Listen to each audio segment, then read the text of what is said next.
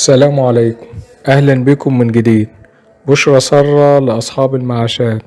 بناء على توجيه وتكليفات فخامة الرئيس عبد الفتاح السيسي هيتم صرف المعاشات قبل أجازة عيد الأضحى، والمفروض تتصرف يوم 1 في الشهر، واليوم ده جاي في أجازة العيد، وكان المفترض يتصرف المعاش بعد العيد يوم 4 أو 5 يوليو على ما البنوك ترجع شغلها. والتيسيرا على أصحاب المعاشات صدر تكليف وأمر رئاسي بتبكير صرف المعاش، وهيتم الصرف إن شاء الله بناء على القرار من ماكينات الصرف يوم الأحد القادم.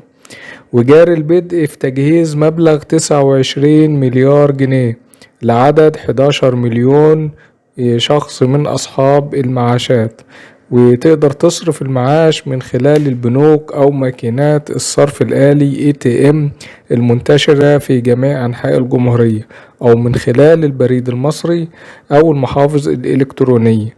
وبكده بتأكد الحكومة إن المواطن المصري من أهم أولوياتها، وخصوصا أصحاب المعاشات. وبنحب نوضح لحضراتكم على إن زيادة شهر يوليو تم صرفها خلال شهر 4 الماضي من عام 2023، وكانت بنسبة 15% من إجمالي المعاشات. وبكده نكون انتهينا من الفيديو بتاعنا النهاردة، ولو عجبك ياريت تعمل لايك واشتراك وتفعيل زر الجرس، وأتمنى أن أكون بشرتكم ببشرى سارة. والسلام عليكم ورحمة الله وبركاته.